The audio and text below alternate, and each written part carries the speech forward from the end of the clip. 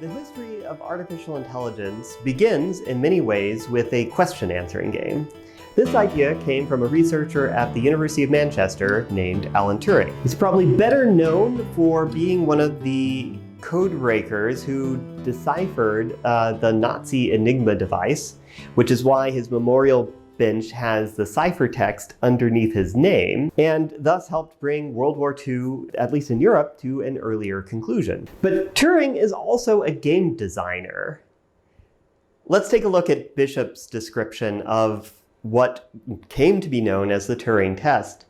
Turing called for a human interrogator, C, to hold a conversation with a male and female respondent, A and B, with whom the interrogator could only communicate via text.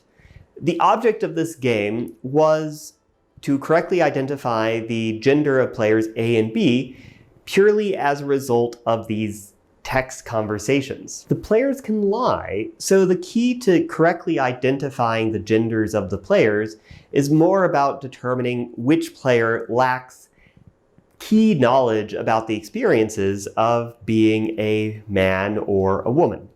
This was right after World War II, and Turing's own life story shows how much our understanding of gender and sexual identity has evolved since then, so please view this in the appropriate historical context. But what does any of this have to do with artificial intelligence? Turing then thought, let's replace the man and the woman with a computer and a human. If the interrogator cannot determine which is the computer and which is a machine, then the machine has displayed something that looks like intelligence, because the interrogator can ask any question they want that a reasonably intelligent human could answer. But I want to emphasize not just the broad strokes of the Turing test, but why we need to think critically about things that call themselves a Turing test. Also, I think that it's a little bit easier and also more fun than talking abstractly about the Turing test. So let's start with some examples of things that call themselves a Turing test or something like it, but really aren't. Beginning with PARRY, a system designed by Kenneth Mark Colby to simulate a paranoid schizophrenic. And so in this setup, you connect psychiatrists to either real patients or PARRY, this computer program. And when you do that, these psychiatrists couldn't tell the difference. So here's the problem. The judges, not because the judges weren't experts, they are, but because their backgrounds prevent them from being effective interrogators. Psychiatrists are doctors, and they're bound by the Hippocratic Oath. They cannot ask probing, in-depth questions that might harm a patient.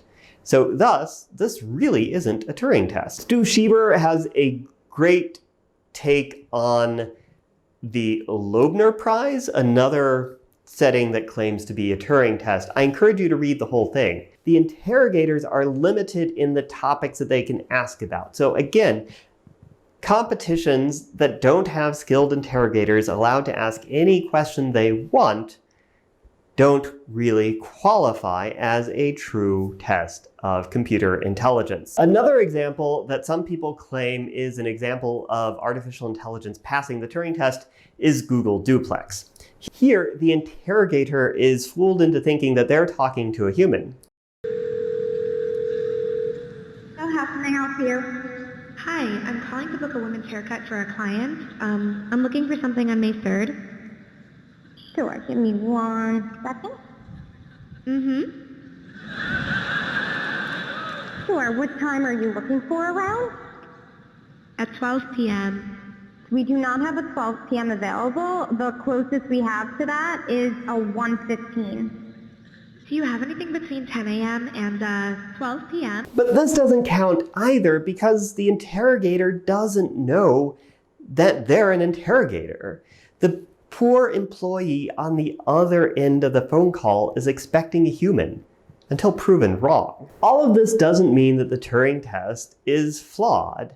It has remained a part of artificial intelligence for 3/4 of a century because it's a simple, intuitive test of whether we have achieved artificial intelligence. Although we haven't had a real Turing test yet, at least one that's been passed, an interrogator asking questions of either an artificial intelligence or a human remains the goal of many researchers. So let's be true to the spirit of Turing's idea of a parlor game.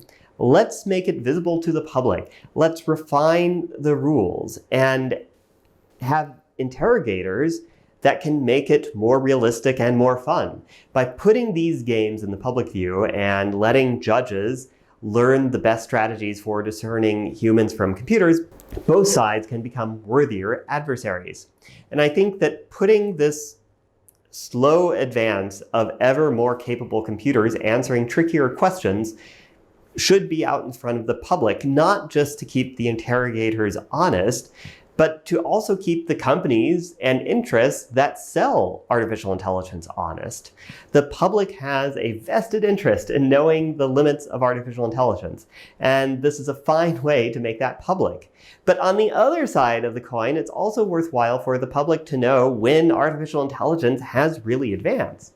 The public has a right to know how computers react to challenging scenarios. Better to see them first played out for fun in a game than in high-stakes transactions, a doctor's office, or a courtroom. But above all, this only works if we have good questions. So if we believe that the Turing test really is the holy grail of artificial intelligence, we as humans need to know how to ask the right questions, and computers need to be able to answer any question that's thrown at them. And that's why question answering is so important for artificial intelligence, and why I spend so much time thinking about question answering. If you want to see more videos like this, check the video description for the course that comes from the link down below. You can then see the context and the correct order for watching these videos. YouTube will gleefully show you stuff in the wrong order. If you want other people to see this video, provide a big gradient to the recommendation algorithm by clicking the like and subscribe button down below.